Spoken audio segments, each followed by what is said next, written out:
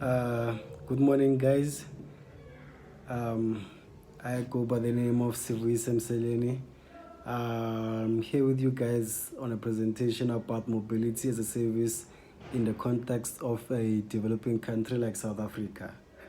I'd like to welcome everyone that is present today in this presentation, starting with the Minister of Transport, Mrs. Sindisiwe Chikungu, all the stakeholders present today, all the potential investors, and all the media outlets.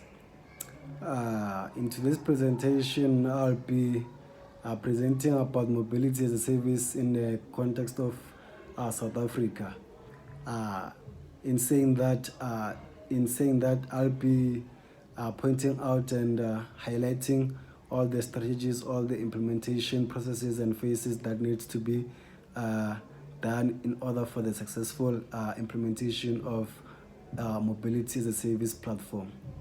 So this presentation is mostly targeted to the Minister of Transport, Mrs. Sindisiwe Chikungu, in saying that South Africa can be able to use this platform and implement it in a successful way by following these procedures and following these processes and phases. In diving deep into the presentation, I'd like to firstly discuss the mobility as a service platform. So, in the concept of South Africa, mobility as a service is a concept that integrates various forms of transportation services into a single mobility solution, accessible on demand through a digital platform. So this aims to provide users with seamless, convenient, and sustainable transportation options, reducing reliance on private vehicles and improving urban mobility.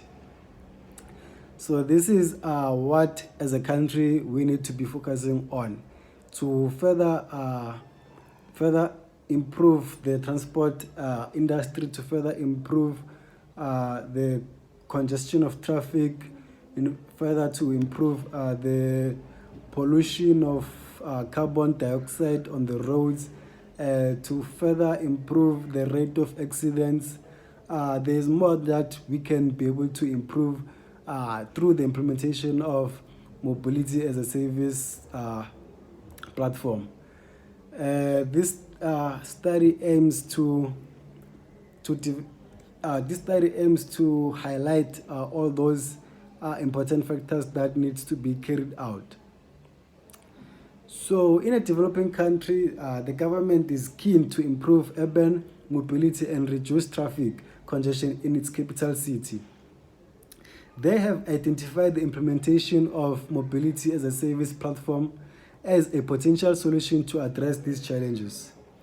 The mobility as a service platform aims to integrate existing public transit systems, bike sharing services, ride sharing options into a single digital platform accessible to residents and visitors from outside or within the borders of South Africa. So I'll be further going into detail in the process that needs to be taken, the phases, and all the things that need to be considered for the implementation of mobility as a service platform. To firstly discuss this factor, I'd like to identify all the stakeholders. I've identified stakeholders in groups, which I have the public sector first. I've identified government agencies, which is the Department of Transport, Department of Urban Planning, and Gauteng Province Economic Development. These are the key stakeholders responsible for policy making, regulation, and funding allocation for transport initiatives in the country and around the province as well. Also, I've identified local authorities. Here, the local authorities are the City of Tshwane, City of Johannesburg, Pretoria, and Johannesburg as central city points. and regional authorities.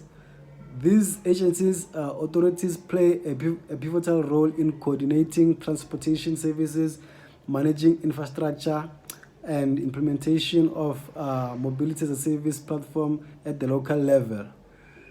Lastly, I have transit authorities.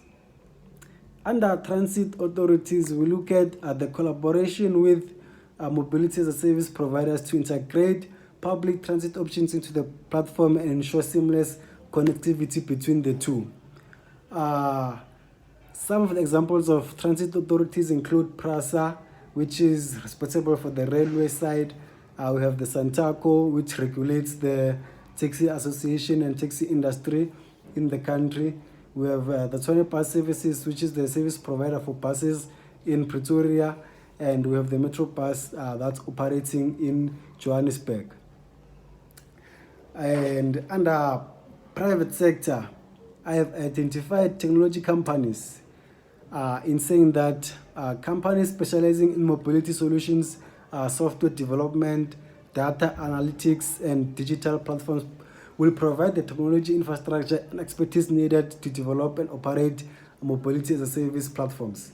Example of technology companies that can be put into this project will include companies like Sage. And secondly, we have transportation providers. Private transportation operators, including ride-sharing companies, taxi firms, bike-sharing operators, scooter sharing companies, car rental agencies, and micro-transit providers. These agencies contribute to the diversity of transportation options available on the mobility as a service platform.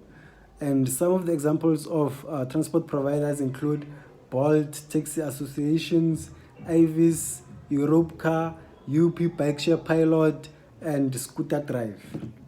And lastly, I have payment service providers. Financial institutions and payment processors facilitate digital transition and payment processing within the mobility as a service platform. They ensure secure and efficient payment experiences for users. Some of the examples of these service providers will include MasterCard, Visa, and PayPal. The potential users also can be identified as stakeholders. Potential users also include commuters, which are individuals who rely on transportation services to travel for work, for education, for shopping, recreation, and other purposes are the primary users of the MaaS platform. Secondly, we have businesses and employers. Employers may promote the use of mobility as a service platform among their employees as part of sustainable transportation initiatives. In saying that when a company is going for a business trip, maybe in another province, they can be able to hire one bus for carrying all the staff of the company and be able to travel with the people until they arrive to the destination of the meeting. Lastly, I have tourists and visitors. Visitors to a city or region may use mobility as a service platforms to navigate unfamiliar transportation networks, access tourist attractions, and explore local amenities. So as we know that tourists and visitors are people coming from outside the country and maybe all around the world. So therefore, they will be not familiar with the transportation industry and the transport in our country. Therefore, they will need to be able to use these services, mobility as a service platform, to navigate unfamiliar transportation networks in the country and be able to enjoy their stay and their visits in our country. Secondly, what we need to do to successfully implement this platform, we need to identify all the needs and assess all the needs that are going to be required for the implementation of these services. In doing so, we can look at reviewing existing transportation infrastructure by evaluating the current state of transportation infrastructure including roads, public transit systems, bike lanes, sidewalks, and parking facilities. Secondly, we have to assess user demographics and behavior, in saying that we can analyze demographic data to understand the characteristics and develop patterns of potential users, including commuters, students, tourists, and residents. Conduct surveys, interviews, or focus groups with stakeholders to gather insights into their transportation challenges, preferences, and willingness to adopt new mobility solutions like mobility as a service platform. The second point we have is we can evaluate digital connectivity and accessibility, in saying that we can assess the availability and reliability of digital infrastructure in our country, including internet connectivity, mobile phone penetration, and smartphones ownership, which are essential for accessing and using mobility as a service platforms. The next point is understanding regulatory and policy environment. We can review existing transportation policies, regulations, and licensing requirements to identify any barriers or constraints that may impact the implementation of MaaS initiatives. We can also consider factors such as licensing and permits for transportation providers, data privacy, regulations, and competition policies. The following point is identifying stakeholder needs and preferences, in saying that we can engage with key stakeholders, including government agencies, private sector partners, community organizations, and potential users, to understand their needs, priorities, and preferences regarding MaaS implementation. The following point is considering financial viability and sustainability, in saying that we can assess the financial viability and sustainability of mobility as a service initiatives, considering factors such as funding sources, revenue models, cost effectiveness, and long-term scalability. We can explore opportunities for public-private partnerships, grant funding, subsidies, or innovative financing mechanisms to support the development and operation of mobility as a service platforms, while ensuring affordability and accessibility for users. So in this point, in the second point, when I can quickly and briefly summarize it, we need needs assessments in a way that we can be able to identify all the areas where we lack, all the areas where we can improve for the successful implementation of mobility as a service platform in our country. Thirdly, we need to do a feasibility study. When doing the feasibility study, we are looking at the economic side of things, the technical side of things, operation side of things, and regulatory side of things, in saying that economically we can do a market analysis as we assess the demand for transportation services and the willingness of users to adopt mobility as a service solutions. We can analyze demographic data, travel patterns, and consumer behavior to understand market dynamics and potential revenue streams. And under economic feasibility study, you can also look at analyzing the cost benefit. We can estimate the cost associated with developing, operating, and maintaining the MaaS platform, including technology infrastructure, software development, marketing, and personnel. We can compare these costs to the potential benefits such as increased efficiency, reduced congestion, and improved satisfaction for the users of transport in different modes, to determine the project's economic viability. And lastly, we have financial projections, where we now develop financial projections including revenue, forecast, operating expenses, and return on investment calculations to assess the project's financial feasibility over the short and long term plan. Secondly, under feasibility, we look at the technical side of things, whereby now we assess the technology involved in the implementation of MaaS, of mobility as a service platforms. We now evaluate the technical requirements for developing and deploying the MaaS platform, including hardware, software, networking, and data management systems. We can assess the availability and scalability of technology solutions to support the platform's functionality and user base. Integration challenges follow as a point under technical feasibility study, whereby now we identify potential technical challenges related to integrating various transportation modes, data sources, and payment systems into the MaaS platform. We consider compatibility issues, data interoperability, and the API integration requirements. This following point is the most important one, as I feel that when people engage in these initiatives and platforms, they are more scared and more reluctant into adopting these services because of the increasing security infringements around online shopping, online payments, and verifications.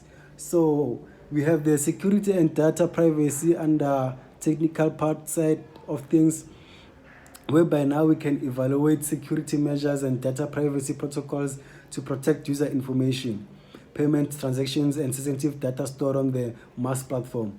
We can ensure compliance with relevant regulations such as GDPR or CCPA to mitigate risk associated with the data breaches or cyber attacks on people. So now ensuring that people's data and information will be secure and stored, and they will have privacy. Under the operational feasibility study, we look at the workflow analysis, where we analyze the operational workflow processes involved in managing and delivering transportation services through the MaaS platform. We identify potential bottlenecks, inefficiencies, and resource constraints that may impact service delivery. Secondly, we look at staffing and training needs. We assess the staffing requirements for operating and maintaining the MaaS platform, including personnel responsible for customer support, technical maintenance, and data management. These people need to be available on a 24-hour basis for customers, for people who are using the system, who are using the platform, so they can be able to be assisted, so they can be able to feel secure and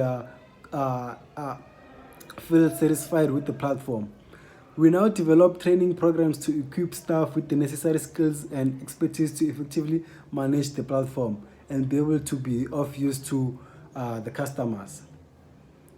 And lastly, on the operational side of things, we have the service level agreements, where now we define service level agreements with transportation providers, technology vendors, and other stakeholders to ensure service quality, reliability, performance standards are met, and we establish protocols for monitoring and enforcing SLAs to address any deviations or service disruptions. Lastly, under the feasibility study, we look at the regulatory feasibility study, where we include now the legal and regulatory analysis by reviewing existing transportation policies, regulations, and licensing requirements to identify potential legal barriers or compliance issues that may affect the implementation of the MaaS platform. We ensure compliance with local, state, and national regulations governing transportation services, data privacy, consumer protection, and competition by saying that all the taxis, all the transportation service providers will adhere to the transport and regulation rules, will be able to check the vehicles if they are roadworthy, will be able to ensure that we We adhere to local, state, and national regulations, and also that the customer protection rights are used efficiently for protection of the customers. Lastly, we have the government engagement, whereby we engage with government agencies, regulatory bodies, and policymakers to advocate for supportive policies and regulatory frameworks that facilitate the development and deployment of MaaS solutions. Fourthly, we have to identify risks and be able to come up with solutions and mitigation strategies for those risks to ensure that customers feel secure and that they feel secure in using the platform. Firstly, under risk identification, the risk that I identified within the platform is limited digital infrastructure. Limited digital infrastructure comes with the risk of insufficient internet connectivity and smartphone penetration, which limits access to the mobility as a service platform, particularly in rural areas or low-income communities.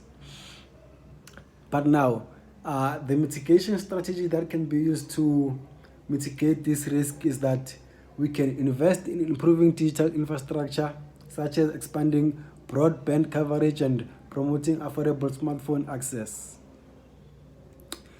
The second risk that I identified is uneven transport accessibility. The risk with uneven transport accessibility is that disparities in transportation infrastructure and accessibility may hinder the adoption of MaaS solutions, especially in undeserved areas with limited public transit options. Now, we can mitigate this risk by prioritizing investments in improving transportation infrastructure and expanding coverage to undeserved communities. Secondly, regulatory and policy uncertainty. The risk coming with this point is that complex regulatory environments and evolving policy frameworks may create uncertainty and compliance challenges for MaaS platforms and transportation providers. Now, this risk can be mitigated by engaging with government agencies, policymakers, to advocate for supportive policies and regulatory frameworks that facilitate the development and deployment of MaaS solutions, and we can seek clarity on regulatory requirements and compliance obligations to ensure alignment with government priorities. Another risk identified is the data privacy and security concerns.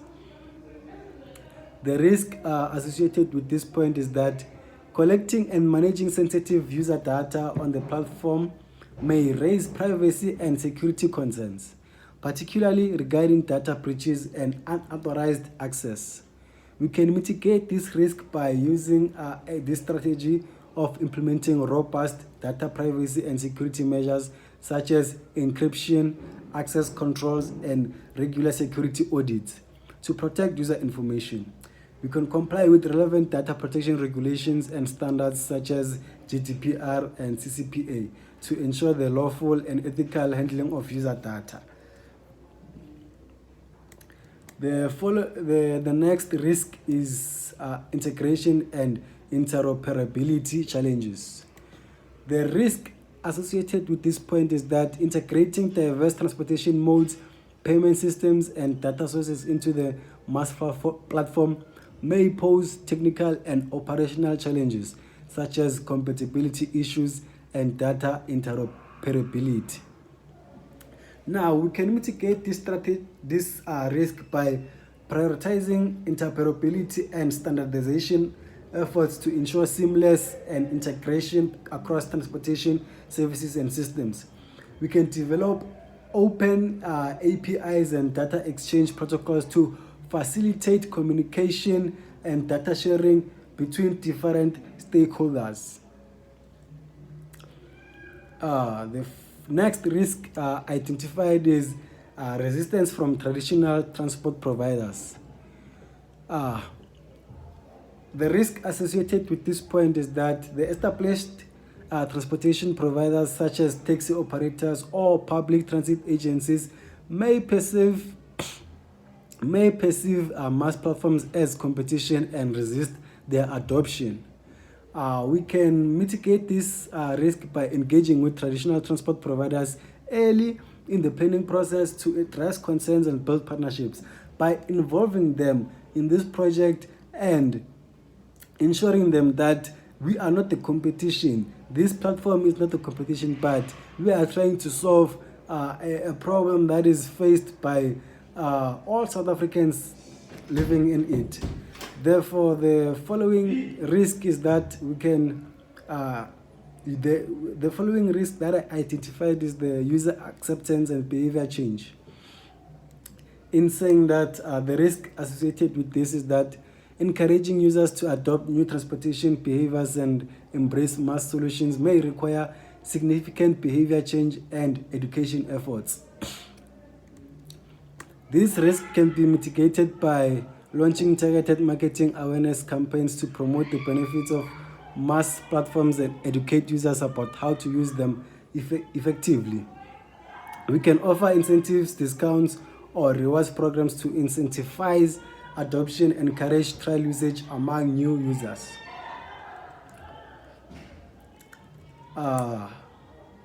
Fifthly,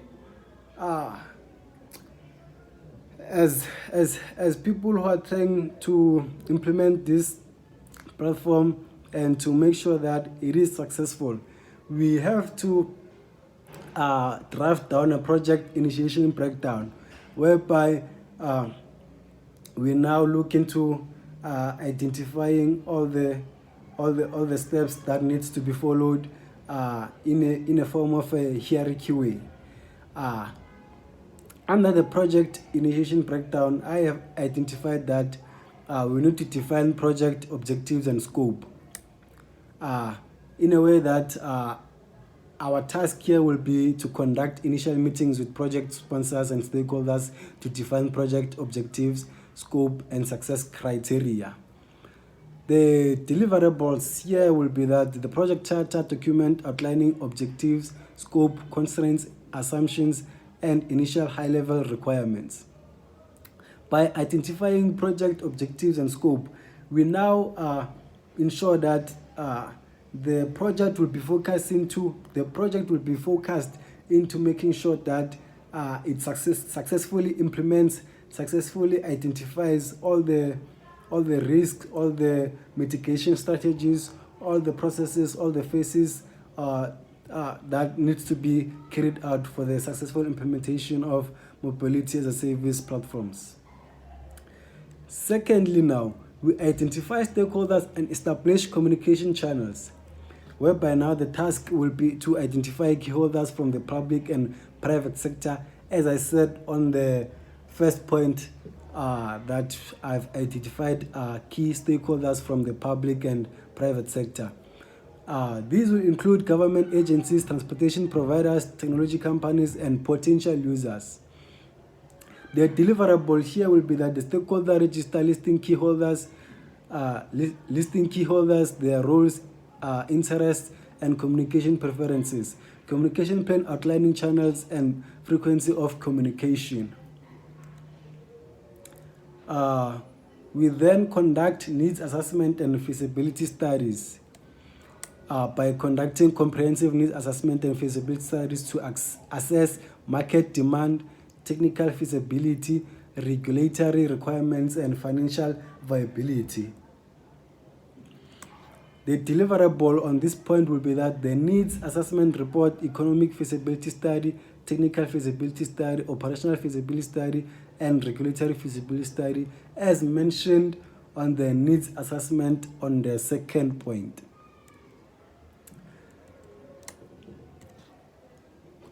Going further, we develop the project plan and schedule.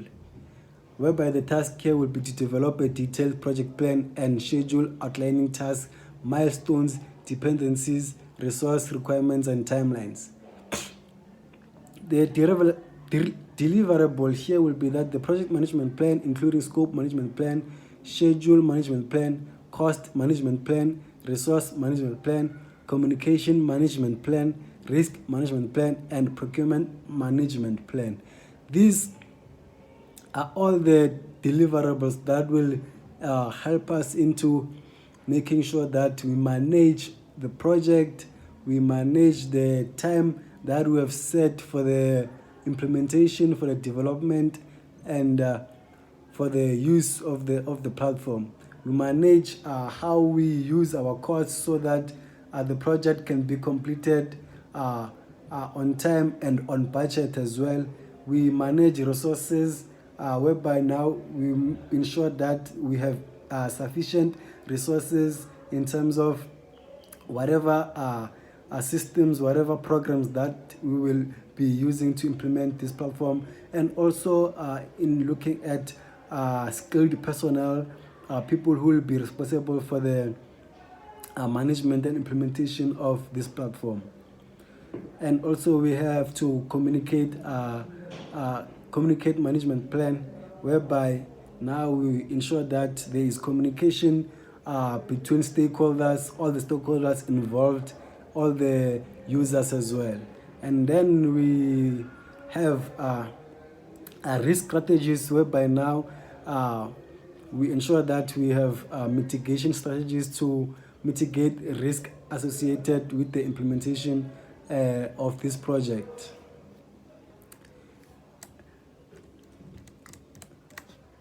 To further explain more, we have the estimate project budget and secure funding, whereby the task is to estimate project budget based on cost estimates from feasibility studies, resource requirements, and other project expenses. Now we identify potential funding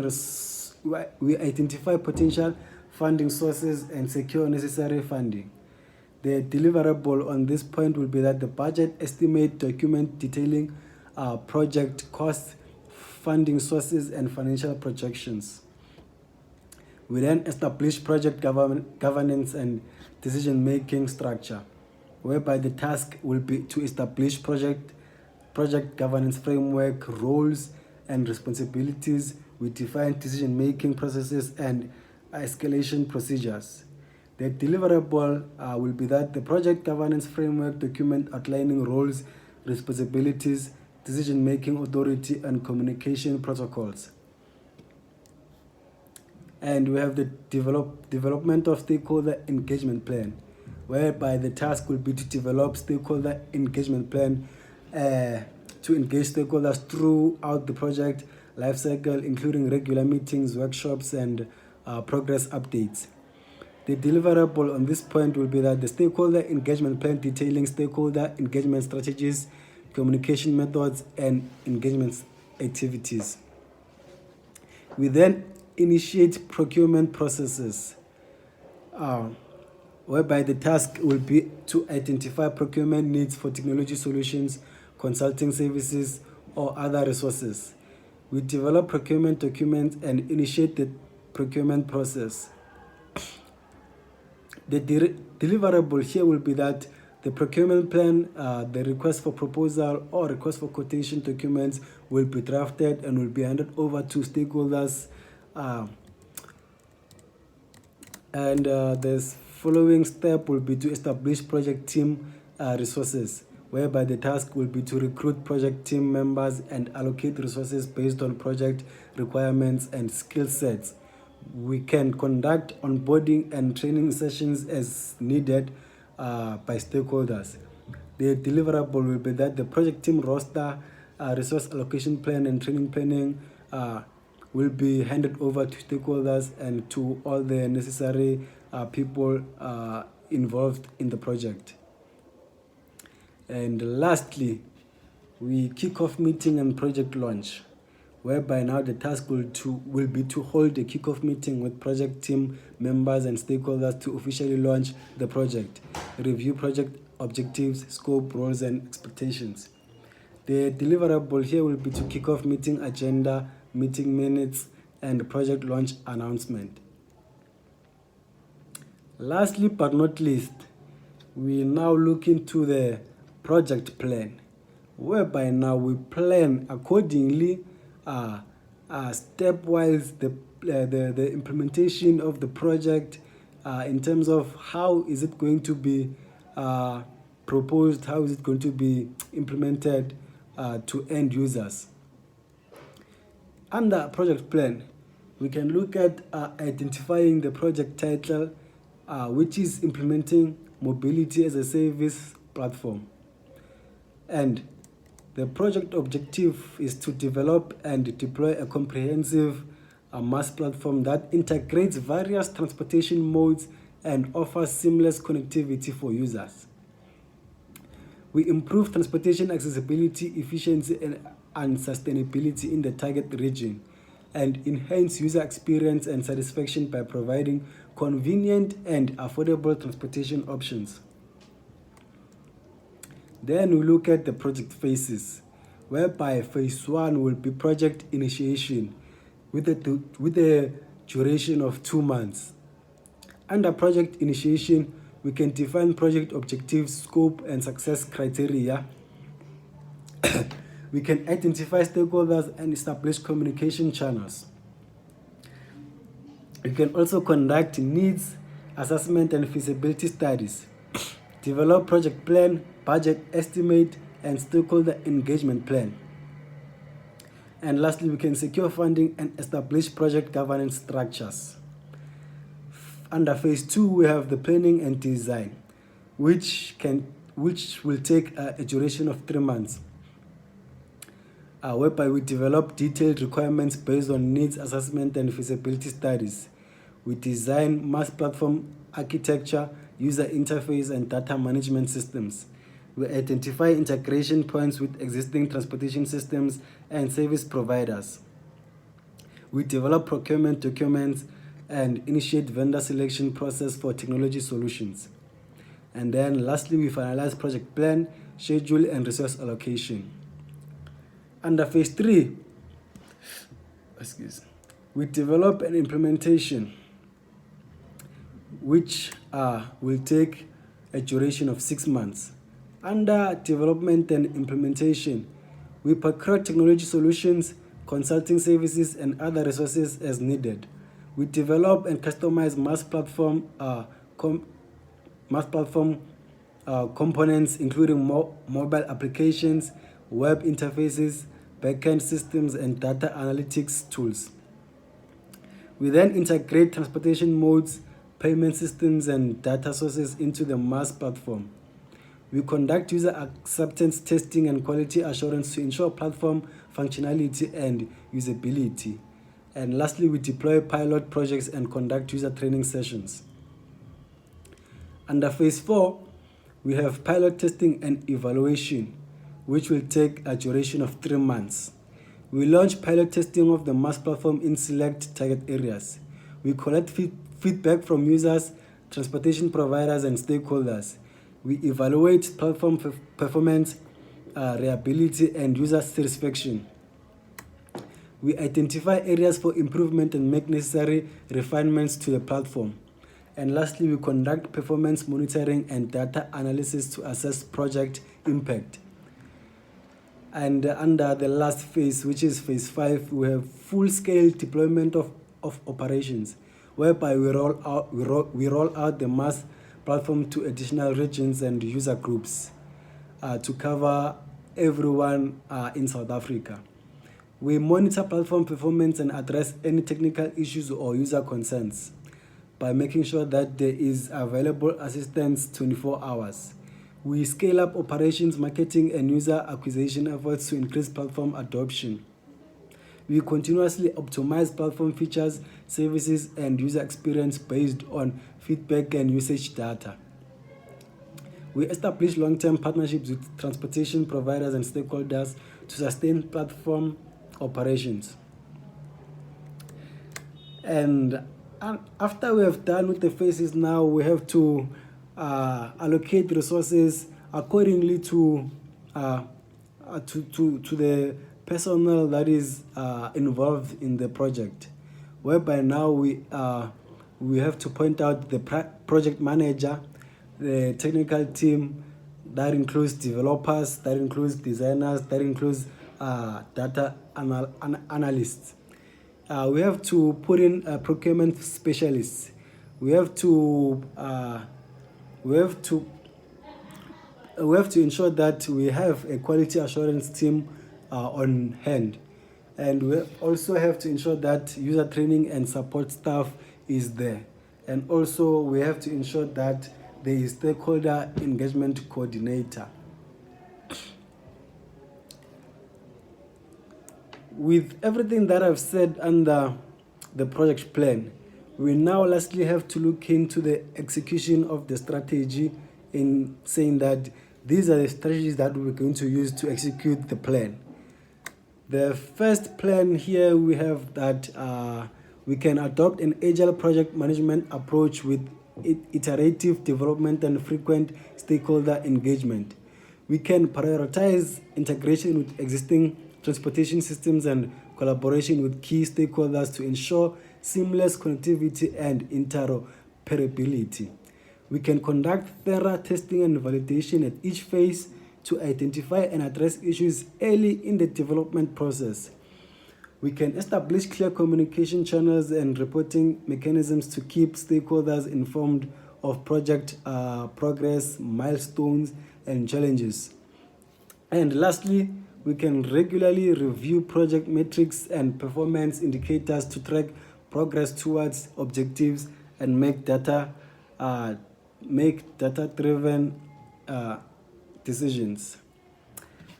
With all that has been said, I would like to thank this opportunity presented to me to be able to present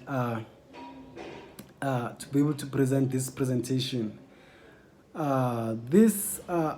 This under careful consideration and successful implementation can be a successful platform to use in a country like South Africa, to be able to have traffic congestions, to be able to have accidents in the roads, to be able to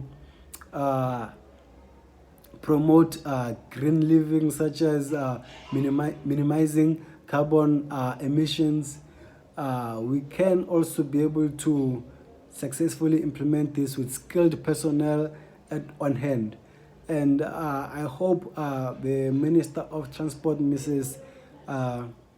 Sindisiwe Chikungu, can be able to use whatever that I've presented in this presentation with success, and be able to back it and support it, and be able to successfully implement it, and so we can be able to develop the country as a whole. I thank you guys.